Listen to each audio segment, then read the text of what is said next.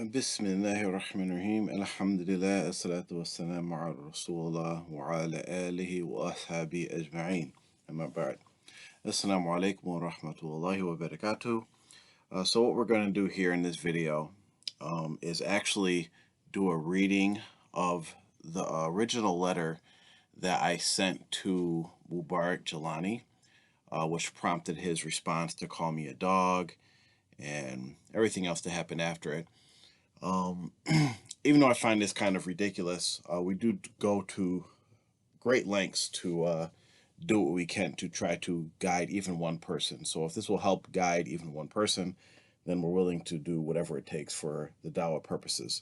The reason that I'm reading the letter is that one of the common ways that people that are stuck in the TMY cult deny the truth or deny trying to even like listen to what's being said or listen to the Dawah, in particular when it relates to myself, James Griffin, is that they say that the letter I wrote was disrespectful.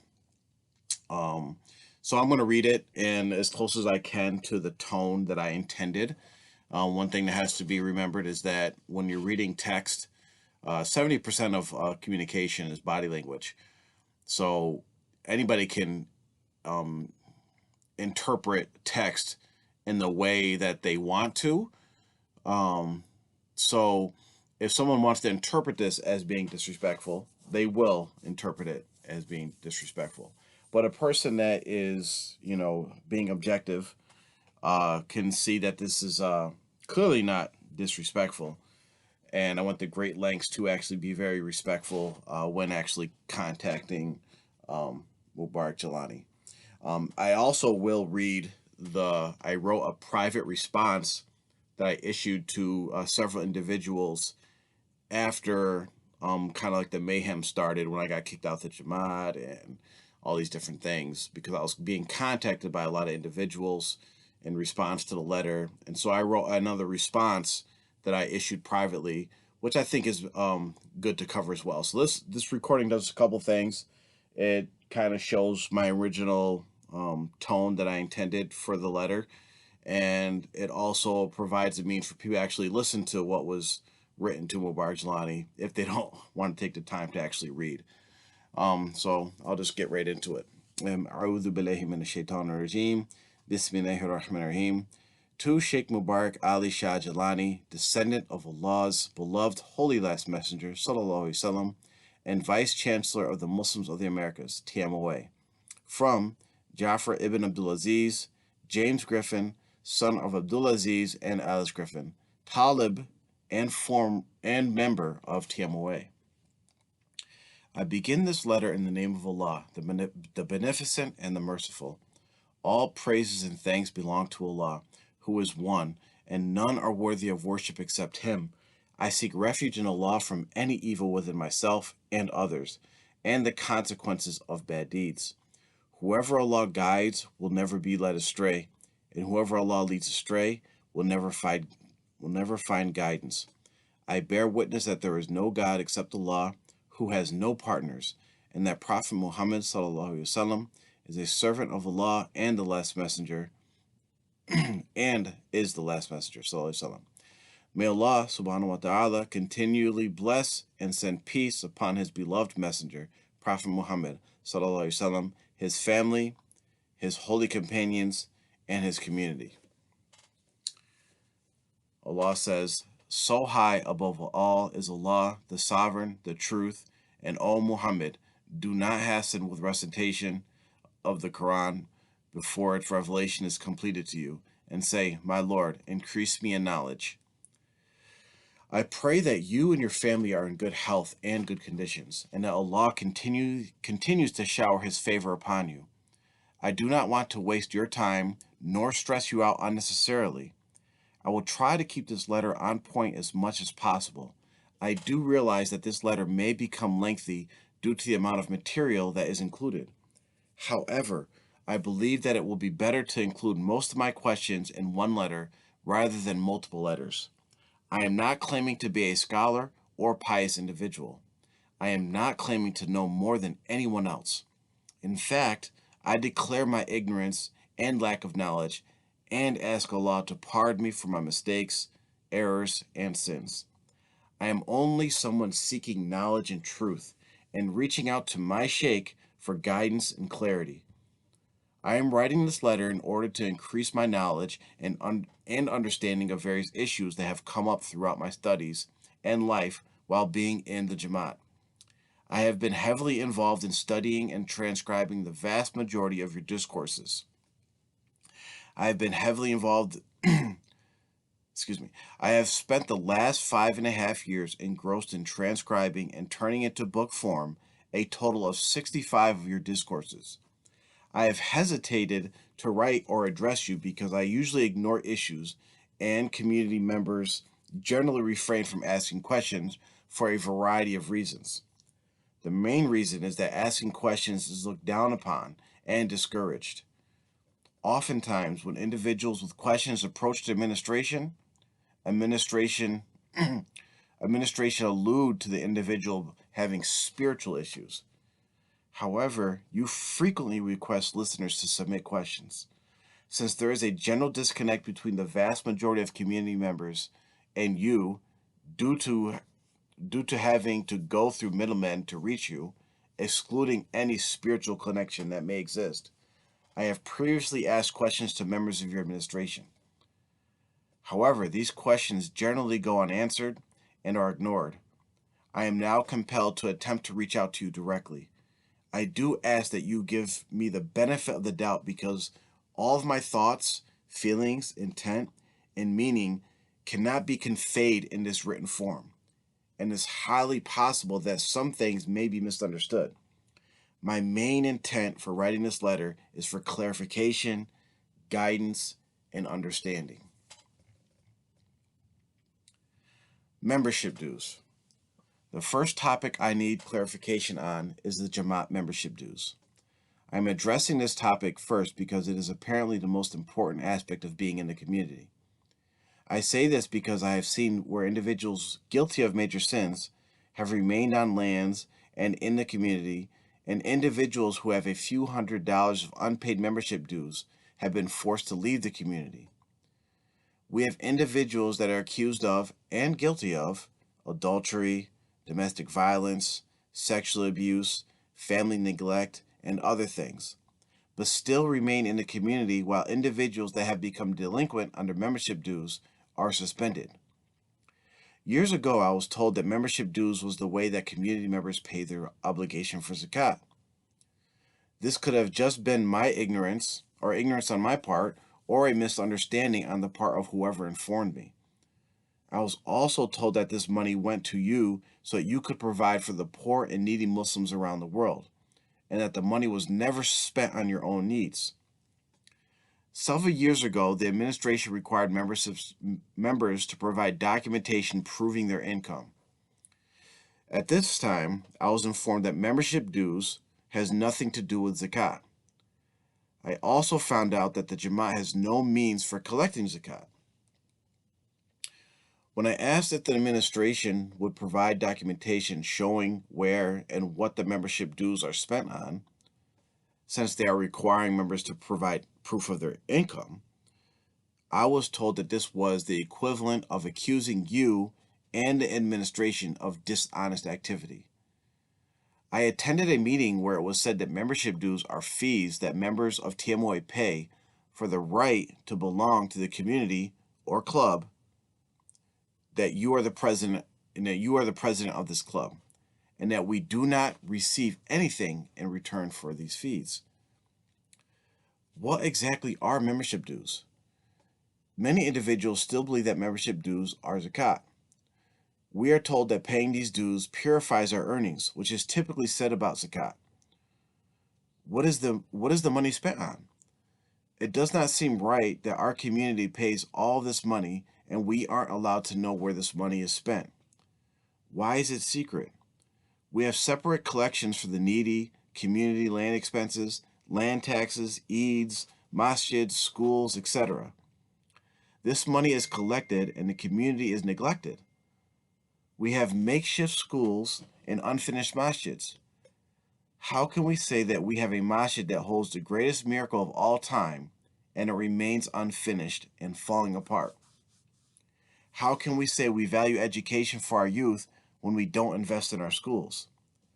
The majority of community members live in the cities and are trying to move to community lands, which are running out of space. In addition, they can't save enough money to afford the relocation. Money has been invested in properties in Pakistan that will only benefit the handful of individuals that actually get a chance to travel there to visit you. Is the money used for stipends for the administration? If administrators receive stipends, is there any way to determine how much they received and how much they should be entitled to? Why can't the administration provide an accounting of all funds? Our community has advanced in some areas, but still does not provide the community with information regarding all the money that is collected for membership dues. It is very easy to calculate that it only takes approximately 500 individuals working full time, only making $10 per hour for the membership dues collections to exceed $1 million a year. Considering all that is needed in our community, one will begin to wonder what our priorities are. It also makes a person question statements like, "We have nothing to hide." Are membership dues more important than zakat? An individual has to pay their membership dues off of anything except for welfare benefits. Zakat is only due from specific individuals who have enough money or have enough wealth to meet the requirements of paying zakat. Zakat is one of the 5 pillars of Islam, but not applicable when a person has a certain amount of wealth. Although Allah has excused the poor from this requirement, why are membership dues imposed on the poor when Allah excused them from zakat? In addition, we have no means of paying zakat in our community. This makes it appear as if membership dues are more important. We have membership dues collectors, but no system to calculate nor collect individual zakat. This is dangerous since there are narrations that warn of punishments for neglecting zakat. There seems something wrong with the fact that an individual can neglect zakat, which will technically take them out of the folds of Islam, but be current with membership dues and remain in the folds of the Jamaat. Individuals that ask for proof of where the money goes shouldn't be looked down upon. It is very difficult for some people to give up a significant portion of their income and have no idea what it is being spent on. In fact, I believe that providing a full accounting will actually help collections because people like to see where their money is going and what it is benefiting. As of right now, people pay hundreds of thousands of dollars and do not see any result of their money. Money is the most emphasized aspect in our community. The emphasis on membership dues does not include all of the other expenses and collections that members of the community are very strongly encouraged and pressured to contribute to, nor any other mandatory collections that an individual might have to pay. An individual has to worry about all these fees and collections and staying current or in good standing, and the needs of their family are often neglected or put down on the list of priorities. Many individuals are faced with the choice of either paying their membership dues or neglecting some need of their family. I'm not trying to promote the idea that individuals should not sacrifice and contribute to the community. However, a person's sacrifice should bear fruit. As of right now, there is no evidence provided to show the people's sacrifice are bearing fruit. I don't feel that it is right for an Islamic organization to continually enforce fees on its poor community members without providing an accounting of these funds, especially when there are many neglected needs within the community.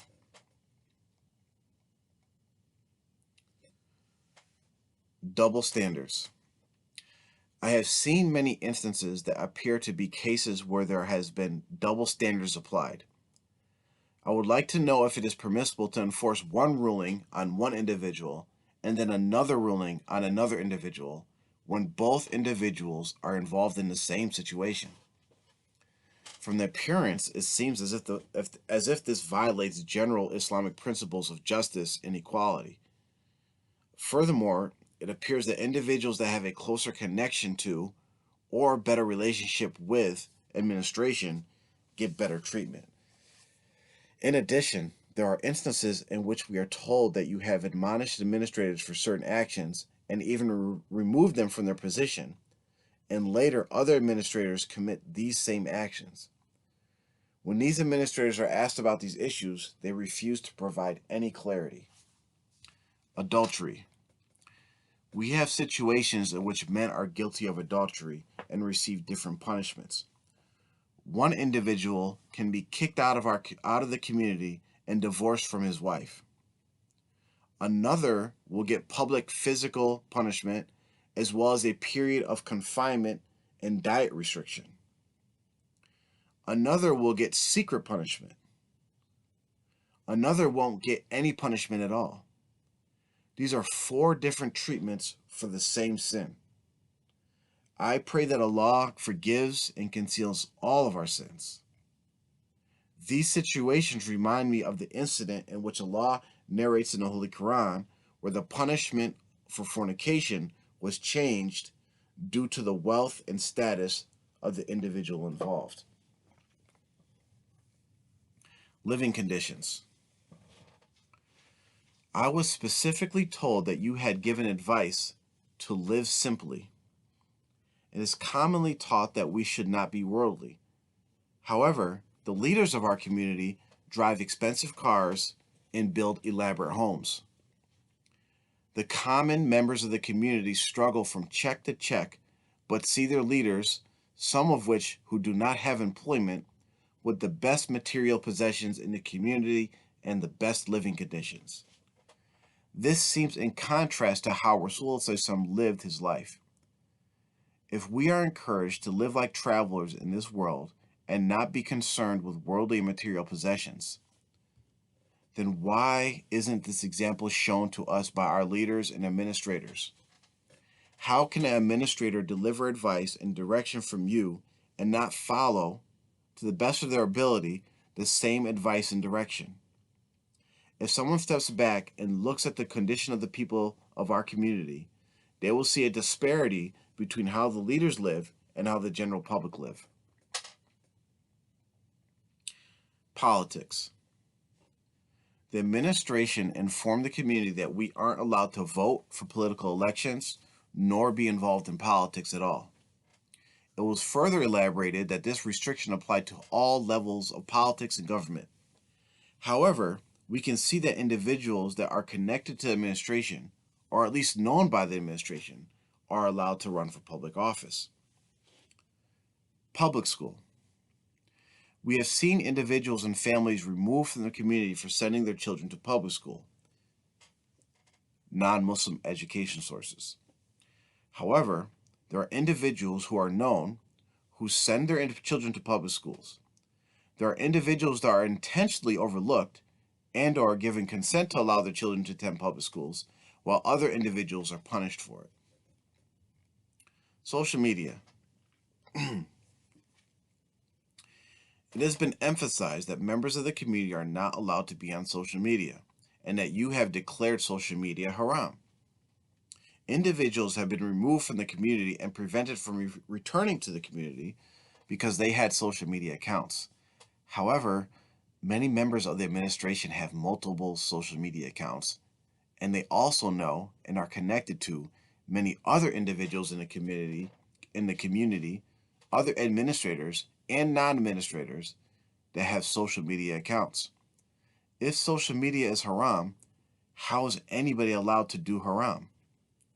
When I asked this question to your administration, I was given the example of pork being haram, but when starving, an individual can eat pork to survive. However, this exception is available to all Muslims, not just the Muslim leaders. However, this exception is available to all Muslims, not just the Muslim leaders, their friends and family, and individuals who they allow. Finally, the main communication platform used by the community, WhatsApp, is actually considered social media, and it is owned and operated by Facebook, the largest social media service. Many of the things that you can do on Facebook that promote haram interactions are also available on WhatsApp. Riba. We know that riba, interest, is forbidden in Islam. You stress this in your discourses. However, individuals are allowed and even encouraged to engage in riba. Individuals engage in riba for vehicle and home purchases. Individuals were even allowed to engage in riba to purchase a vehicle as a gift for one of your sons. May Allah bless him and his family. Sufficient money was raised to purchase a vehicle. However, riba was engaged in to purchase a more expensive vehicle. Is it permissible for certain situations to engage in riba? Nursing careers. Recently, we were informed that working in the nursing field and pursuing these types of careers is forbidden. It was warned that this directive must be followed and that those that do not follow the directive will not remain among us. However, many people, even individuals among administration and with close ties to administration, have still been pursuing education and careers in this field. Attitude of administration. Hear and obey is the main theme backing administrative authority in our community. Community members are reminded time and time again to just hear and obey. We know that we are supposed to hear and obey Allah, His Messenger, and those placed in authority over us. It is drilled into us that we are not allowed to ask questions, we are not allowed to have ideas, and we are not allowed to have individual thought. To such an extent that I once brought an idea before a member of your administration and was told that we are not supposed to bring ideas before you and that we're supposed to sit and wait to be told what to do. Everything must be done in accordance with a generally accepted thought pattern which is handed down from the leaders and administrators of the community. In addition, since it is believed and pushed that since Rasulullah receives his commands from Allah, you receive your commands directly from Rasulullah and or Allah, and you appointed the administrators, that the administrators cannot be at fault. This is because, through association, the administration's actions are being ordered by Allah and Rasulullah. Therefore, we are not to have questions about anything. In fact, we are told that we are not to question commands even if they apparently appear to be haram. For instance, we are told that if we are commanded to walk off a cliff, then we should walk off of the cliff with no questions asked. However, there was an incident in which a commander who was appointed by Rasulullah was questioned by those he was placed in charge of. In this particular situation, Rasulullah said that if the individuals would have listened to the commander's order, then both the commander and the individuals obeying his order would have been in the fire. This concept of infallibility largely comes from the concept that all the sultans are free from any sins, mistakes, or errors. This is because they are perfect and offer perfect guidance that is on par with the guidance of Rasulullah. I'm not saying this to suggest that community members should not hear and obey. However, the community culture has promoted a distance between community members and administration. In addition, it is thought that you are aware of every detail of every talib in the community, and therefore aware of any wrong that your administration is doing. However, you cannot act until Allah reveals it. Therefore, members usually tolerate or ignore any wrongs because they believe that you know about them and will deal with them eventually. The administration usually approach community members with a harsh and arrogant attitude. You have said in your discourses that an individual's deputies should reflect the individual who deputized them. I do not believe that the administration reflects how you would deal with members of the community. If your administration represents you and how you deal with the community, then I see two different people when looking at how you are represented in your discourses and how your administration represents you. Overall, the administration seems to have the attitude that community members are here to serve them, whereas leaders should be servants of the people. In your discourses, you have warned leaders about becoming arrogant, prideful, and harsh. I have been in meetings where community members have tried to discuss their legitimate concerns and have been dismissed, laughed at, ignored, and talked down to. I have personally been told by members of the administration that they don't owe explanations to anyone. I was told that I was a nobody and I could be physically dealt with. It was even attempted to persuade me to lead the, I was even attempted to it was even attempted to persuade me to leave the community. Many issues that are brought up by community members are ignored. Recently, a meeting was called to see how the community was doing and what members' concerns were. Some individuals brought up their questions and concerns, and each individual was treated in a negative manner. The meeting wasn't sincere and was only held because you told them to have the meeting. The aura surrounding the administration is one of secrecy, self-dealing, nepotism, privilege, abuse, harshness, and injustice. People have been ignored, targeted, threatened, and attacked. Things like this happen too often, and most people have become so accustomed to this that these types of wrongs get ignored and swept under the rug. I feel that that if this attitude that the administration has towards common community members does not change, great damage will be done. Marriage. This is an issue that seems to be getting worse by the day in our community. Years ago, it was made known that no community member could get a divorce without seeking counsel from the administration. A contract agreement was also signed by many members of the community. This seemed to be done to try and deal with the issue of the increasing number of divorces in the community and men casually divorcing their wives only to regret their actions later. Now, we still have men who divorce their wives and even pronounce 3 divorces, but still remain married because everything has been reduced to whether or not a piece of paper can be found. There are situations where individuals wait long periods of time to hear from administration on whether they are married or not because they are looking for a copy of the contract/oath, even if the individuals involved acknowledge that they signed it. In cases where the contract isn't found, administration then decides whether they are married or not, and it appears that there are vast differences in how these decisions are made. Even when the individual has pronounced 3 divorces, different rulings are applied. Community members have different understandings of divorce due to the lack of being informed and the vast differences in rulings. I always believed that the oath/contract/agreement signed did not take our right to divorce away.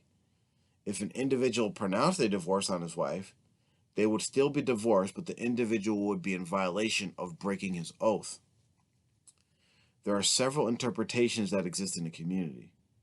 The result is that individuals use divorce, the oath/contract, and administrative decisions to enter in and out of marriages as it suits them. There are individuals who pronounce 3 divorces in one sitting, abandon their families, and wait to be told that they are still married. This happens whether or not the individuals had full intentions on divorce or not. The oath has become a scapegoat for individuals to use to get back with their ex-wives. There's also the practice of muta or halala. You have condemned these practices in your discourses and said that they are absolutely haram. However, it has been stated by your administration that you have approved and directed for halalas to be done.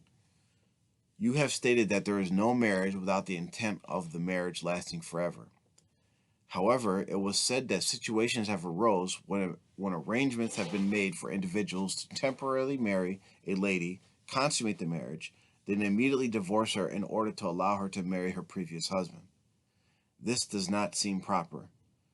I believe that there is even a hadith regarding the individuals involved in and organizing a halala are cursed. May Allah protect us may Allah protect us. In light of this, it seems that this is something that we should stay far away from. Jamaat teachings.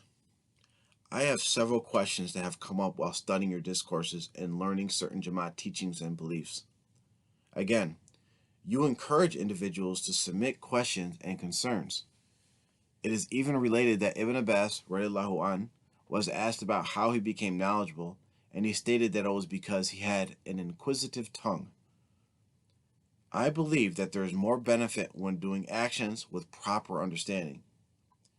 You have also emphasized that Islam is not a matter of blind faith, and that it is totally scientific, logical, and a matter of common sense. You have also emphasized the importance of following the Holy Quran and Sunnah, that you cannot say anything of your own accord, and that you are in line with the known ulama and mufassirin. If the entirety of Islam is based on the Holy Quran and Sunnah, logic, science, or common sense, then the different aspects within Islam should be the same.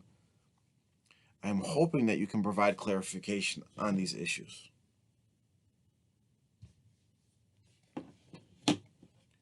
Seven sultans.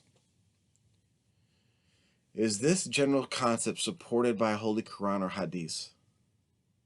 I have not found any support for this concept besides the writings of Sultan Bahu, Rahimullah, who claims to be the fifth sultan. He also identifies all the previous sultans. However, I have not found any indication in even the works of the previous sultans about this concept. If this is an accepted concept within Islam, why is there no mention of this by the Holy Quran, Hadith, nor the previous sultans? Is this secret information? I have noticed that this concept is not generally taught in your discourses, and the information on this topic is in special and restricted writings. However, it is taught through word of mouth and passed down through generations. Why isn't this actively taught so that members can have a correct understanding? Also, why is it not taught to Muslims in general? I do not claim to have access or know all the sources that could possibly support this concept. I just would like to know if there are any authentic sources that support it. Are individuals in the community mandated to believe and follow these concepts? Do the sultans hold a higher status than prophets, holy companions, or Imam Mahdi alayhi salam? In my mind, I would think that a direct spark of nur from Allah or Rasulullah sallallahu, who is a spark of the nur of Allah, would have a higher status than anything that was not created directly from that nur. If only the seven sultans have this special distinction, it would seem that their status is only below Rasul sallallahu. This would be above the prophets and holy companions. In addition, you have mentioned in your discourses that it is no big deal to meet Imam Mahdi alayhi salam, compared to Imam Mahdi alayhi salam meeting you, and that your job is harder than his. From this, I understand that you, being the sixth sultan, have a higher status than Imam Mahdi. In addition, in Kashf al-Mahjub, it is described that the concept that the uncreated, Allah's Nur, being part of the created as a deviant idea. Ali Hajwari, Rahimullah, mentioned that this concept is among the deviant sects of Sufi and that the uncreated cannot mix with the created. Is this concept misunderstood? Also, one of the core elements of Islamic learning of knowledge is that everything must have a chain. Sheikhs and scholars must have a chain. hadiths must have authentic chains, and scholars must have authentic scholarship in Islamic sciences. Even the written Holy Quran was put together with great emphasis placed on authenticating on authentic sources and chains. Scholars that are self-taught are criticized. Even Ghazul Azam has a chain, Rahimullah has a chain of sheikhs and teachers that can be traced back to Rasulullah Sallallahu Alaihi Wasallam, and he also attended Islamic University. However, Sultan Bahu, Rahimullah, is said to have been taught in the spiritual world and given sheikh status by Ghazul Azam, Rahimullah, in the spiritual world as well. I have inquired about the chain of your sheikhs, and no answer was given. Do you have a chain of sheikhs or silsila that go back to Rasul Sallallahu? And have you attended any Islamic institutions or education? And have you attended any Islamic institutions of education, or does everything come through the spiritual world? Holy Court of Rasulullah Sallallahu Alaihi Wasallam.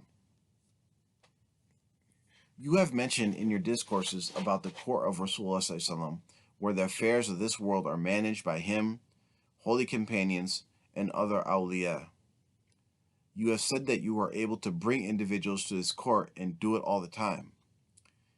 In many writings by notable Sufi sheikhs, it is stated that a perfect murshid has the ability to bring a talib in the presence of Rasulullah Sallallahu Alaihi Wasallam and to annihilation just by giving them a glance.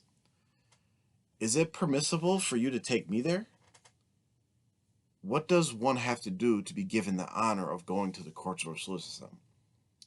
Have any of your talibs or administration been there? How can one verify the truth of these statements? It seems that these claims can only be proven or supported by direct experience. There are other individuals outside of our community that have similar claims. Some even claim to be the 6th and 7th sultans themselves. If a seeker is only left with the direct experience to verify these claims, how else can a seeker verify the correctness of his path without his sheikh exposing him to this experience? Announcement of Imam Mahdi. In one of your discourses delivered approximately 10 years ago, you announced that Imam Mahdi alayhi salam is alive in this world and that he will appear in a couple of years. Was this a literal statement? How soon will Imam Mahdi appear? You state that he wasn't 40 years old at that time. How old is he now? You have also mentioned that Imam Mahdi alayhi salam is from your family. Does this refer to your immediate family or the general family of Rasulullah sallallahu alaihi wasallam, which includes all Ahlul Bayt? Habs, the practice of holding breath. In one of your discourses, you describe a dhikr technique in which one holds and releases their breath in a particular manner. In Sultan Bahu's book, he mentions that this type of practice is done by the wrongdoers and is useless. He also says that we should stay away from such wrong practitioners of religion. How does this relate to the practice you describe in your discourse? Saints in Dreams. Sheikh Abdul Qadir Jilani, rahimahullah, states that the devil cannot take the form of saints. He uses the logic that the devil can't take the form of Rasulullah sallallahu alaihi wasallam. When someone sees Rasulullah sallallahu alaihi wasallam, he really sees him, and that haqq and batil do not mix. If this applies to saints as well, as described by Ghazul Azam, then if an individual sees you in a dream, does this mean it is really you? Madhab. We are taught that it is not proper to mix and match rulings from various madhabs, and that we should adhere to following only one madhab. I am no expert. However, it appears some of the rulings that we follow are outside of the Hanafi madhab. Are we allowed to adopt rulings outside of our madhab if our sheikh gives the ruling?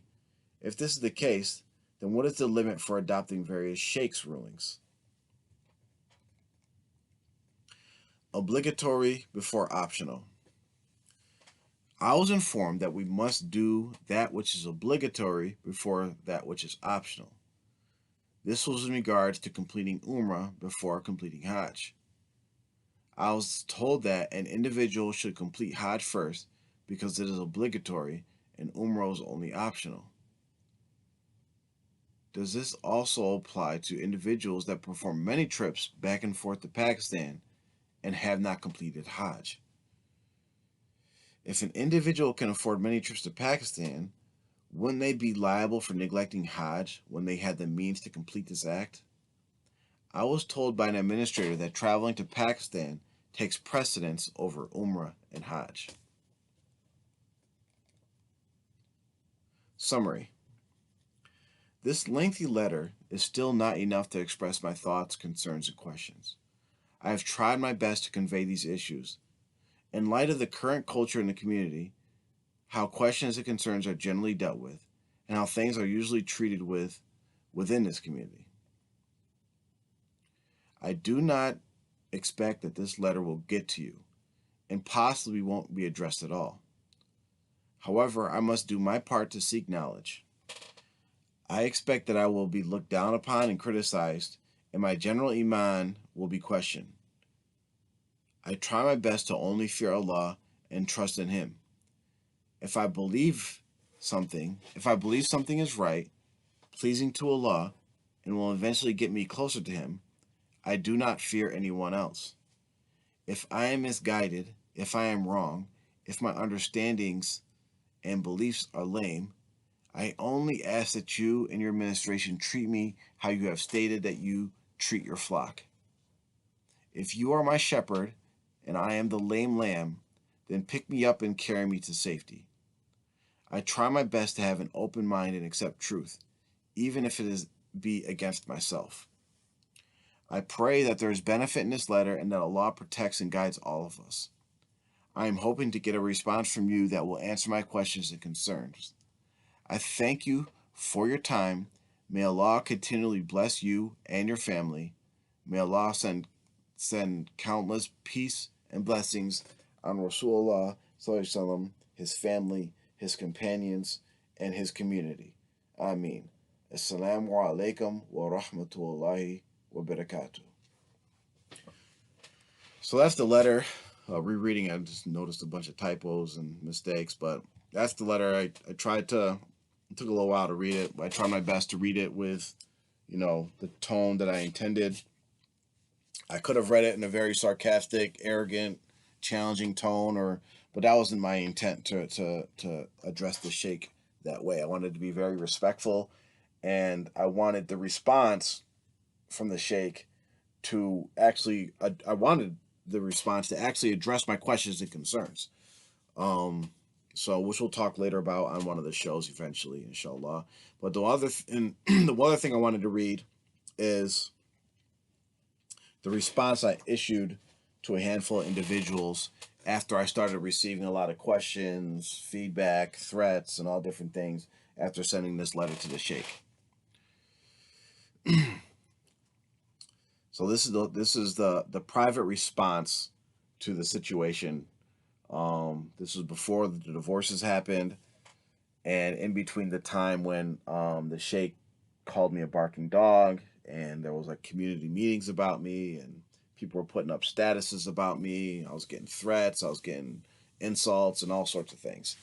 But a lot of people actually reached out to show their support. And they had questions. They had questions about my intent. They had questions about the Jilani's response and the administration's response. And because I was getting so many calls and questions about it, I decided to just write a response and send it to these individuals so that they can address it. So another 10-page letter. So this will be it, and then inshallah we'll post a video and you guys can access it yourself. أعوذ بالله من الشيطان الرجيم بسم الله الرحمن الرحيم. From James, aka Jafar ibn Abdul Aziz, to those whom have reached out to me seeking truth. All thanks and praise are due to Allah. We seek His help and forgiveness. We seek refuge in Allah from the evil within ourselves and the consequences of our evil deeds. Whoever Allah guides will never be led astray, and whoever Allah leads astray will never find guidance. I bear witness that there is no God but Allah, alone, without any partners, and I bear witness that Muhammad is his servant and his messenger. Allah the Exalted said, O you who have believed, fear Allah as he should be feared, and do not die except as Muslims in submission to him. And the Exalted said, O mankind, fear your Lord, who created you from one soul, and created from it its mate, and dispersed from both of them many men and women, and fear Allah, through whom you ask one another, and the wombs. Verily Allah is ever watching over you. And the Exalted said, O you who have believed, fear Allah and speak words of appropriate justice. He will then amend for you your deeds and forgive your sins. And whoever obeys Allah and his messenger has certainly attained a great attainment. I have been compelled to respond to the hearsay, accusations, and controversy surrounding my recent dismissal. I am only writing this letter to those who actually had the courage, strength, and genuine concern to actually reach out to me through various means to offer words of encouragement and support, and to practice the sunnah of getting both sides of a story before making a judgment. I commend you, and may Allah bless you. Khalifa Ali, Karamallahu Wajhu, narrated that Rasulullah ﷺ said, when two men come to you seeking judgment, do not judge for the first until you have heard the statement of the other. Soon you will know how to judge. Narrated in Tirmidhi. I do not want this to become a public letter, because I do not want to create or increase any fitna within the community or my family. However, I wanted to give a response to those who have shown that they are willing to listen, since you will most likely be in positions in which you may need to know my position on this whole spectacle. This may be because you may find the need to defend me and or yourself, and having a complete picture will help in those situations. Warning, this letter may become lengthy.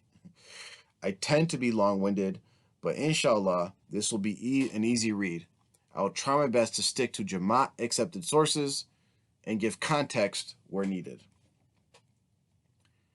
I submitted a private letter to be delivered to Shah Sahib on February 4th, 2018. Prior to actually sending the letter, I sent the letter to a handful of close companions to get their opinions, consultations, and advice.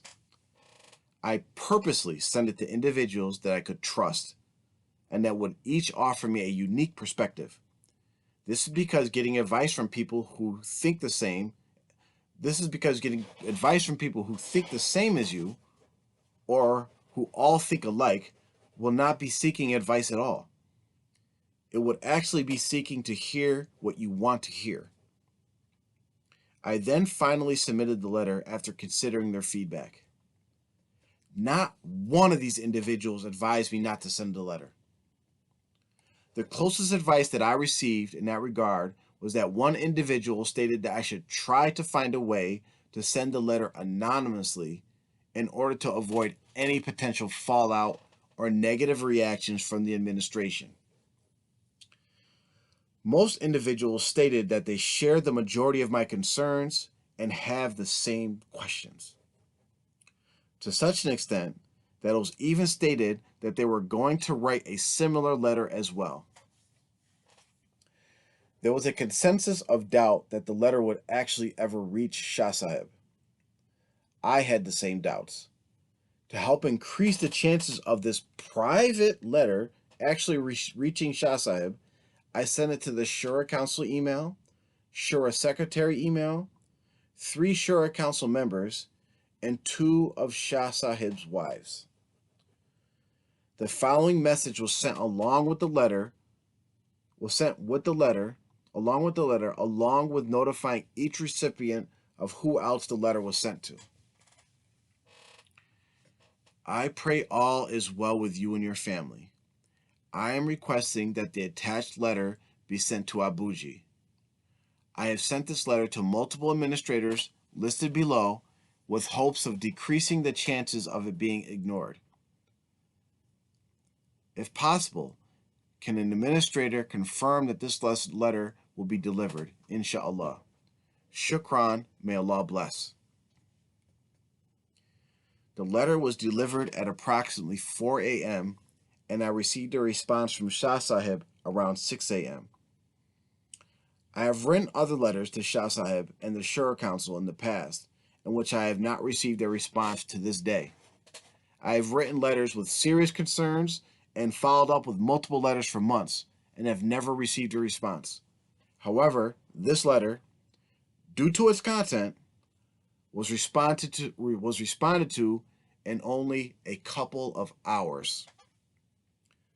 To my disbelief, my beloved Sheikh responded with the following words: "Dogs will keep on barking, the caravan will keep on moving." I did not believe that Shah Sahib actually said these words. This is what I have trained myself to do. I have developed a relationship with Shah Sahib through the very limited means in which I have been exposed to him and his teachings. I have watched the vast majority of his discourses and have spent the last 6 years of my life transcribing and studying his discourses word for word. However, I say that this is limited because I actually do not know him and only know him through my own perceptions of being exposed to his videos, writings, word of mouth, and third parties. Due to my understanding of who I believe Shah Sahib is and what he is about, I automatically disconnect any negativity that could possibly be associated with him and put it on the administration. So if someone from administration says something that I believe isn't fitting for the person I believe Shah Sahib is, then I will believe that the administration is twisting his words. So this is what I believed. Of course, the barking dogs comment was delivered via a third party. I respectively asked if my letter could be delivered directly to Shah Sahib so that I could get a response directly from him. I was immediately contacted by another administrator that confirmed that these words was the response from Shah Sahib's regarding my letter. I received no other response regarding my letter from Shah Sahib. However, I received some other negative responses from the individuals who I sent the letter to. I was insulted, called names, and slandered. Some individuals cut family ties with me. I was accused of being shaitanic and driven by shaitan. I was insulted in other ways that aren't necessary to mention. The main point is that my response from Shah Sahib was being compared to a dog, and the response from the administration was other insults. Still, I am an individual with very thick skin. I was not upset, and still not upset. The few people that I shared these responses with were more upset than me, and I just advised them to be calm, patient, make dua for them, and try to behave as Rasulullah would have if he were in this situation. I only gave this lengthy background to dispel any thoughts or accusations that I sent my letter to create fitna, cause disruption, or with any bad intentions. As you can see, I practiced the sunnah by seeking advice before even sending the letter. I did not publicly issue the letter. I sent it privately to the Shura Council so that it can be delivered to Shah Sahib. If I had a direct connection to Shah Sahib, I would have only sent it to him. However, we know that sending something directly to him is impossible. Everything goes through a middleman. Even after the negative and disgusting responses I received, I still kept it private and only disclosed details to those very close to me who also kept it very private. This was no attempt to create fitna and my intentions are stated quite clear in the letter. While nobody can actually know an individual's intentions besides Allah, we can get a glimpse of an individual's intentions by their actions. However, even then, someone's actions may betray their actual intentions. However, with knowing all of my actions up to sending the letter, and after receiving my response, what honest individual could come to the determination that I had bad intentions? Still, I do not blame anyone that believes I had bad intentions, for everyone is allowed to believe whatever they want. I only fear Allah and take comfort in knowing that Allah knows my intentions even better than I do. There are other things that that will probably be said to try and build a case about my bad intentions, but I believe this information will suffice. But just in case trivial accusations are made known that I was but just in case trivial accusations are made known that I was always in a state of okay.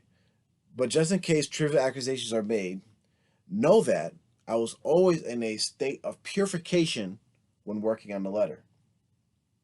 I make all my salats. I started the letter in the name of Allah and sending salawat on Rasulullah sallallahu alaihi wasallam. And I submitted the letter at the Hajj time in order that Allah may be more apt to guide my actions. These statements may seem silly, but I have no doubt that they will be necessary. All in all, my intentions of the letter should not be relevant because only Allah is allowed to judge my intentions, and Muslims are only allowed to judge on outward acts. Even Rasulullah ﷺ has stated that he was not sent here to judge the motives in people's hearts.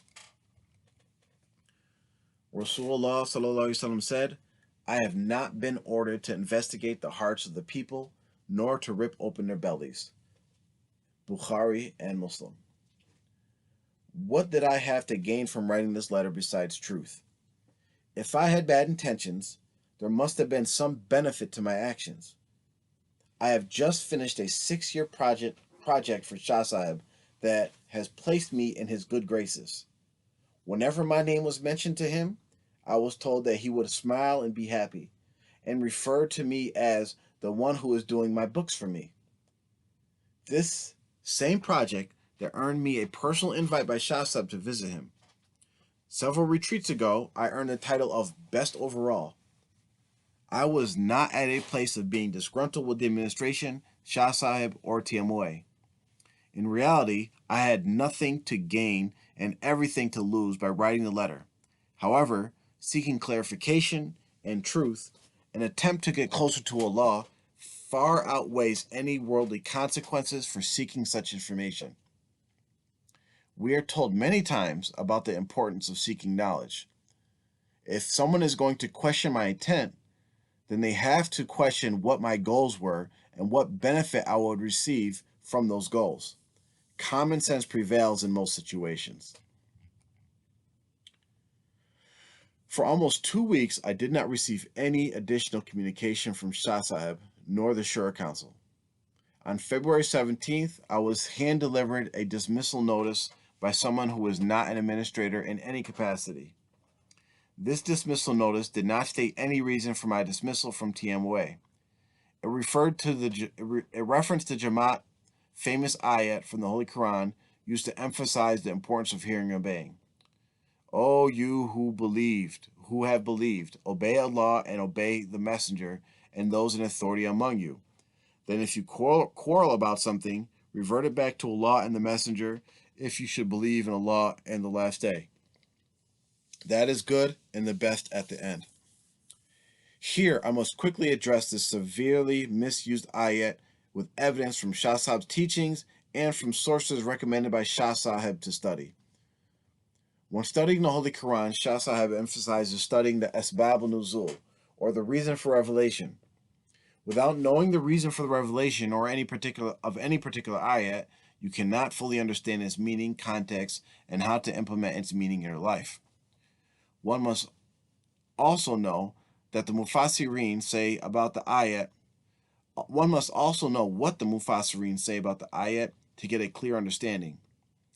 Nobody can deny the fact that, as Muslims, we must hear and obey Allah and Rasulullah.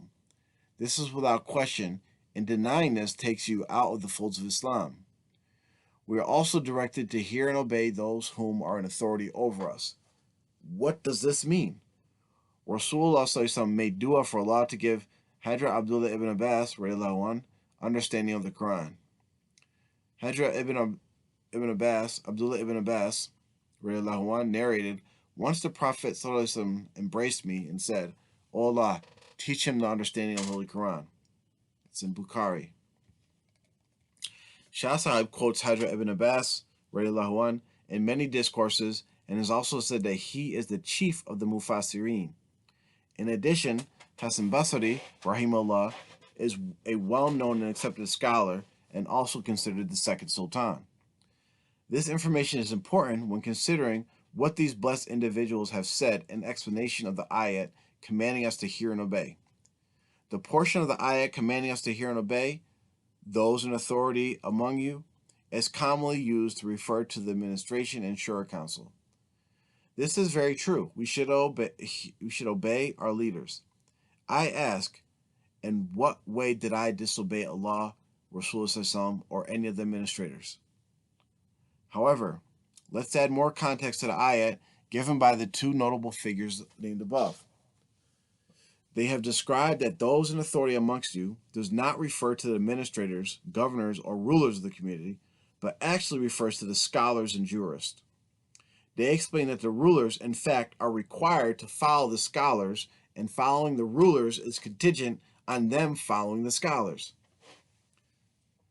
The ayat then tells us to refer everything back to Allah and Rasulullah. In other words, back to the Holy Quran and Sunnah. I do not offer this explanation to claim that I am a scholar. I freely and willingly admit that I am far from being a scholar. I also am not accusing any of the leaders and administrators of not being scholars. Allah knows best their Islamic scholarship. This is just to show that I actually followed the command given by Allah, which they lead their dismissal letter with. So this is to show that I actually follow the command given by Allah, which they lead their dismissal letter with. I had a dispute, questions, concerns, disagreements, in which I referred to someone who is an authority amongst us. This individual, being my sheikh, so many accusations of me not hearing or obeying should immediately be dismissed, especially when understanding this ayat more. Finally, even more context is gained when understanding the actual incident that happened which caused Allah to reveal the ayat to Rasulullah. You may reference Tafsir Ibn Kathir, which is used by Shah Sahib in many discourses. I shall summarize the incident. Imam Ahmed, rahimahullah, narrated that this ayat was revealed about a Sahaba who was sent on a military expedition by Rasulullah. Now consider the importance of hearing and obeying during a military expedition compared to daily life. The commander, who was directly appointed by Rasulullah, became angry with the troops that were commanded to follow him. He ordered that they build a fire and then walk into the fire as punishment. These people built a fire and were almost ready to walk into it. However, a youth amongst them spoke up and refused and advised the people to take the situation to Rasulullah. They reported it to Rasulullah. Rasulullah said, "Had you entered the fire, you would never have departed from it. Obedience is only in righteousness." Bukhari and Muslim. This incident not only adds more context, but also shows that I followed the exact path of that young Sahaba who took the issue to Rasulullah for answers. I had questions and concerns and took those questions and concerns to the highest authority available. This also shows that if you believe something to be wrong, that it is your right and duty to question it and seek clarification. Rasulullah ﷺ did not insult nor condemn the young Sahaba for not obeying his commander and asking questions. In fact, that young Sahaba saved himself and saved others from hell. Do not get me wrong. I am not trying to imply that our administration is commanding us to do unrighteous activities nor leading us to hell.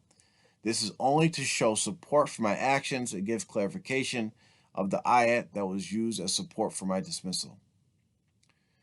The letter then continued with general wording about the values of TMOA, the guidance of Shah Sahib, the miracle in the Islamic Masjid, and following the Sunnah. Then a statement was given in which is the closest thing given in the dismissal notice as a reason for my dismissal. Therefore, we do not wish to punish anyone who cannot pull along with us. As such, you, Jafar Abdulaziz, aka James Griffin, are hereby notified that you are officially dismissed from the community of TMOA. From this, one can interpret that I am being dismissed because of my inability to pull along or keep up.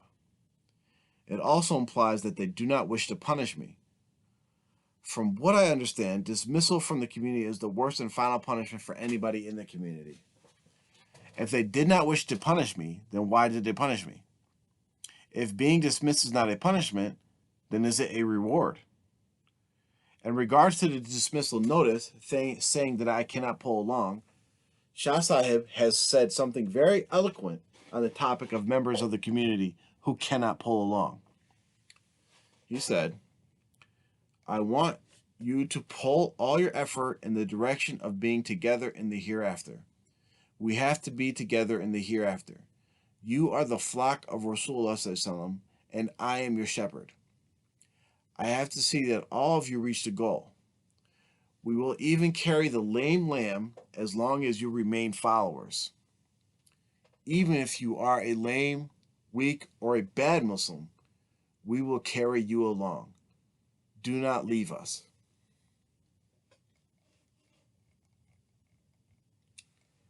Here we learn that we are supposed to carry those who cannot pull along, just as Shah Sahib instructs us to carry the lame lamb. We are supposed to carry each other along if one of us becomes lame, weak, or even a bad Muslim. Of course, if this is mentioned, some may selectively pull out the phrases, as long as you remain followers, and do not leave us, to support my reward of dismissal. However, know that I did not leave the community, nor request to be removed from the community, nor deny being a follower of Shah Sahib or a member of TMOA. In fact, if someone uses common sense, they will realize that someone who was not a follower and who was not a member of TMOA would not need to be dismissed. This is because you cannot be dismissed from something that you do not follow nor belong to. I don't wish to dwell on the discrepancies in wordplay of the dismissal letter. This is because I know why I was dismissed. I also believe that the issues in the dismissal letter are a result of the authors of the letter doing their best to dismiss me from the community in a professional manner while being as vague as possible and not providing any actual stated reason in writing. This gives them the freedom of verbally stating reasons to other members of the community of my dismissal without being held to any official administrative stance. This gives leeway for someone to adjust the severity of my offense and the reason for my dismissal at will. Very simply, I know I was dismissed because I asked questions that shouldn't be asked, won't be answered, and can't be answered. Even though I can guess the reason of my dismissal, I was dismissed without giving any official reason, explanation, nor communication from administration. The only official response I had was Shah Sahib's barking dog comment. The next day, I found out that a nationwide mandatory community meeting was being held by the Shura Council. Look at the timeline of this. I sent a private letter to Shah Sahib, was given barking dog response in same day, no contact for 2 weeks, hand-delivered a dismissal letter with no explanation nor reasoning, and an administration had planned a nationwide meeting with the community without explaining anything to me. A nationwide meeting was held to answer select questions from my letter to the community, but no response or answers were ever given to the author of the letter. Also, a private letter, a private letter was answered publicly, and no answer was ever given to the person who wrote the letter. At retreats, we are usually taught to memorize 40 basic hadiths. I will provide the hadiths and Shah Sahab's commentary on them. Please do not take it out of context. I am not accusing anyone of being a munafiq or a kafir. Rasulullah said, a majlis, private meeting, is a trust. It's in Abu Dawood. Shah Sahab's commentary says, whatever you hear discussed in a majlis, official or private meeting, must not be disclosed to others. Rasulullah said, one who is consulted must keep it secret. Tirmidhi. Sheikh Jilani said, many people in need of advice, help, or guidance go to some trusted and respected members of the society with a view to find a solution for their problems.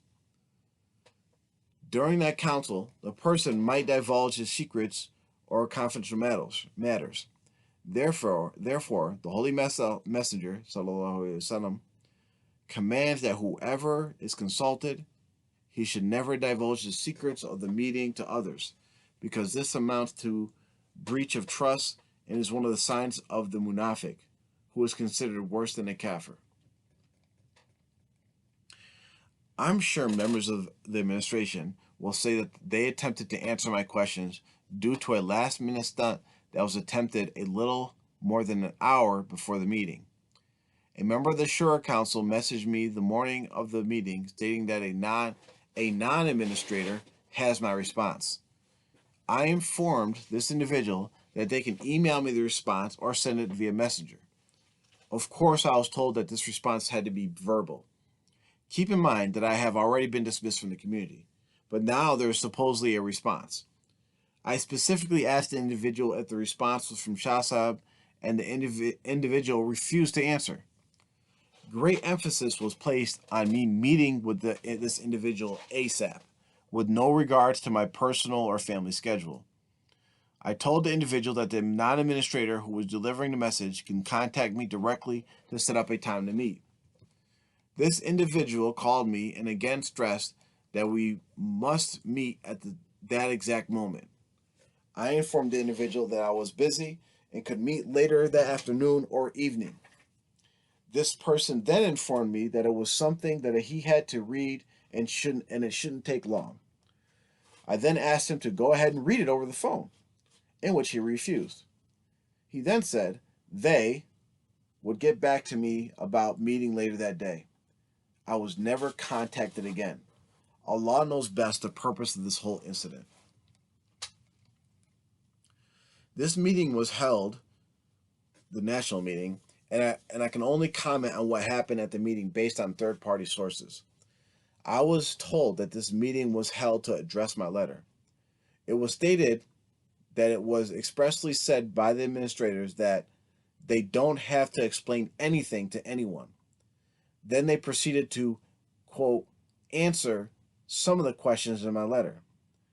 However, it was very clear from what I have heard that they cherry-picked select questions that they were willing to answer and then gave vague answers to those questions. A lot of emphasis was placed on painting me and my letter in a certain light.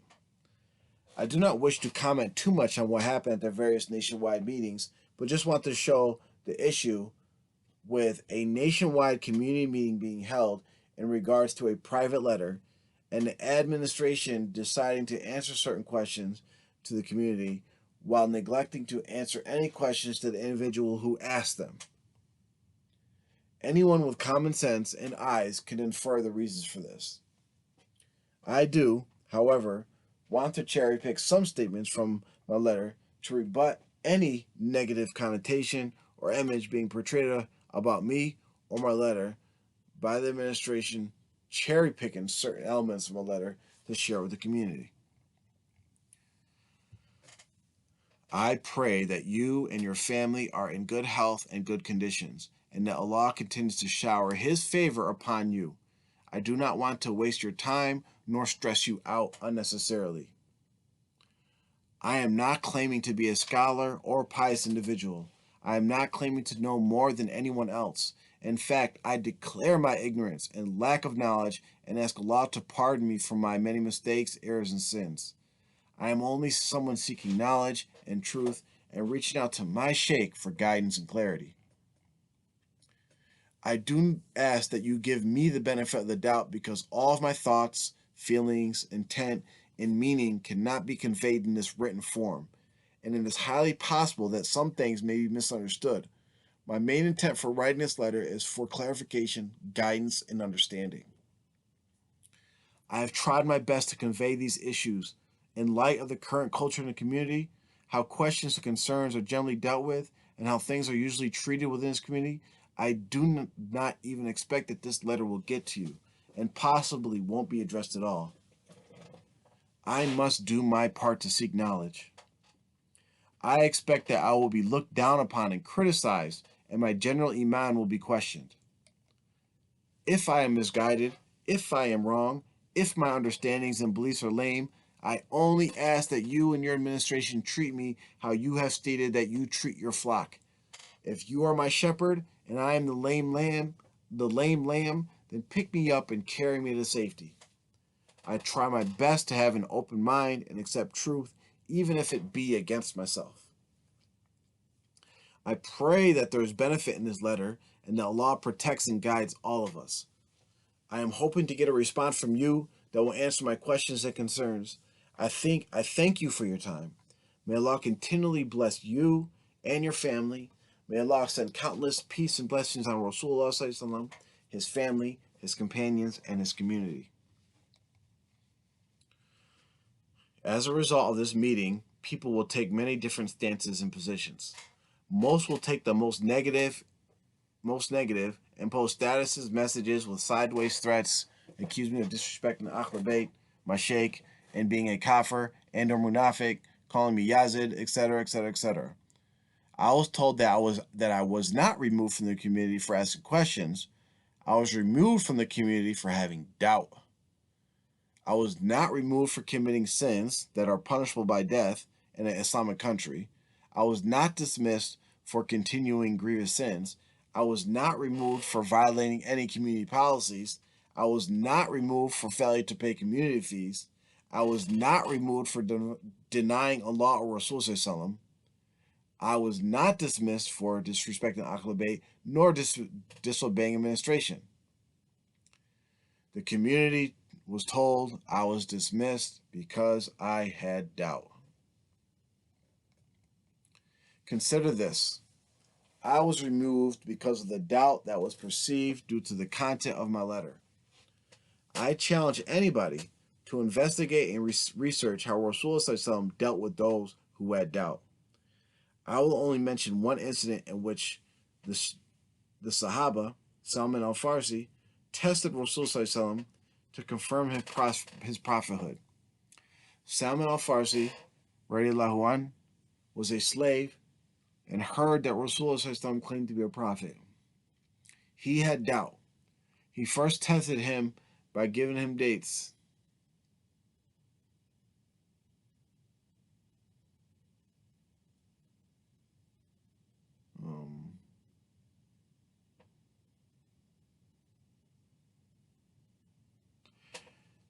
He first tested him by giving him dates as charity to see that Rasulullah would not eat from charity. He still had doubt. He then gave him dates as a gift to see that Rasulullah would take from gifts. He still had doubt. He then tried to sneak a glimpse of Rasulullah's blessed mark of prophethood, in which Rasulullah lowered his garment so that Salman could see. All his doubts were removed. Salman then took his shahada. This is the same Salman who Rasulullah claimed as part of his Ahl Bayt. If the Sahabas could question the most holy and perfect individual of all time, Rasulullah, then who is above such questioning? Did Rasulullah dismiss Sahaba from Islam when they had questions? Did he insult them? I'm sure the story of Hadrat Khidr alayhi salam and Prophet Musa alayhi salam will be used as support for not asking questions. However, make sure that you keep in mind two very important aspects of that story.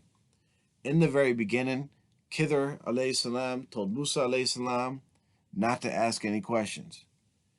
This was a direct command, whereas Shah Sahib encourages questions and asks for listeners to submit questions and concerns to him all the time.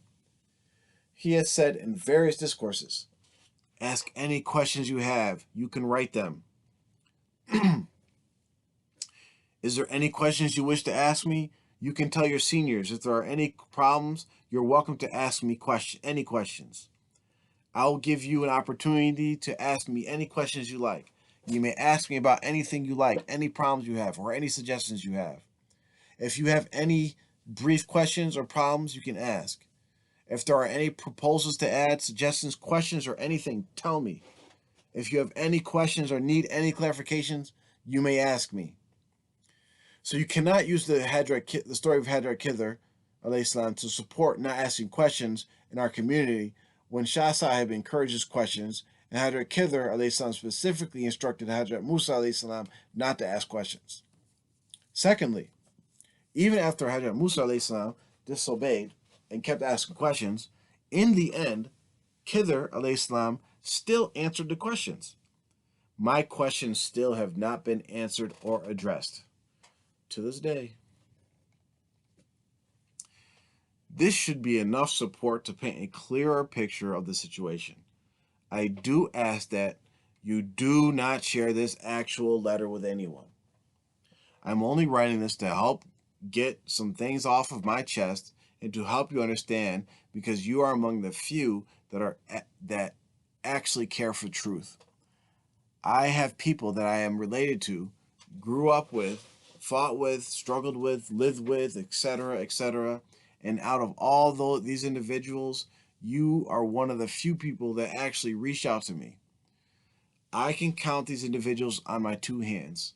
However, I do not worry because my goal is the law. I know people will probably cut me off and say negative things about me.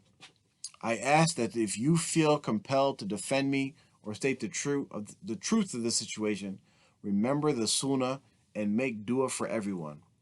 I have love for everyone in this community and wish the best for everyone. I want Allah to guide and protect all of us. I do not want to fall into the realm of losing my good deeds by discussing certain individuals and actions. I have my own perception of the community and those in it, but I will only discuss that with those who would like to have a productive conversation about it. I will try my best to avoid the age-old gripe session about all the wrongs that have happened and continue to happen in the community. I only want to present a rebuttal and defense to show to those who actually care to listen.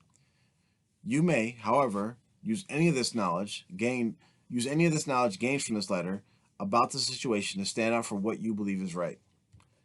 Many individuals will take different positions based on the ideas of keeping the peace or preventing dissension or similar reasons.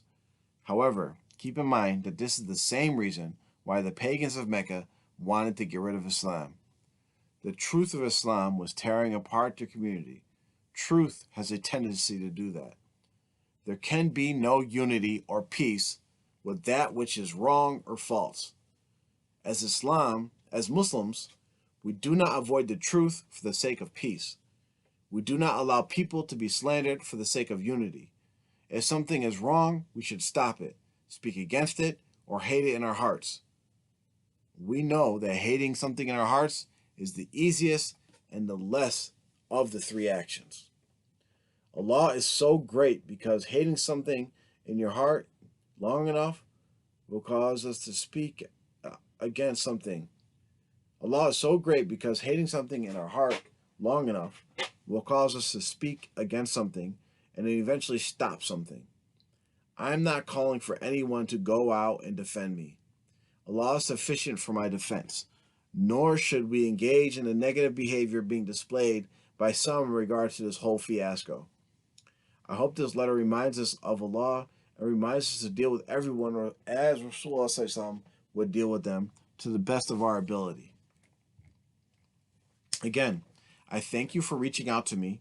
If any clarification is needed, please ask, because much is lost in written form and much is misunderstood.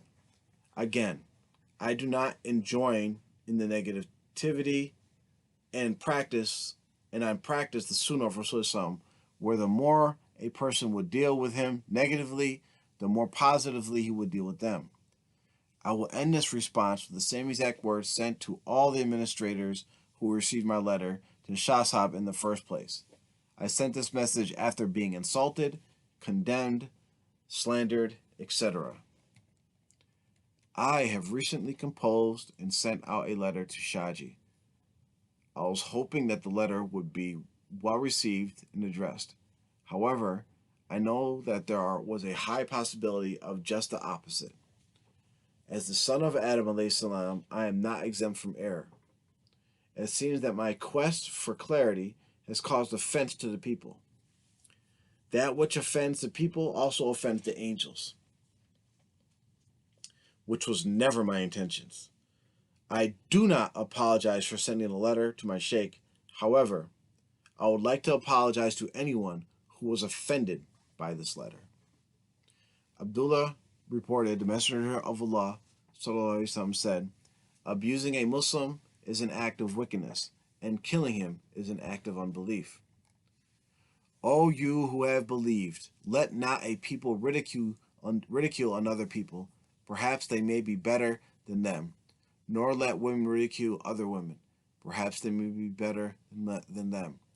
And do not insult one another, and do not call each other by offensive nicknames.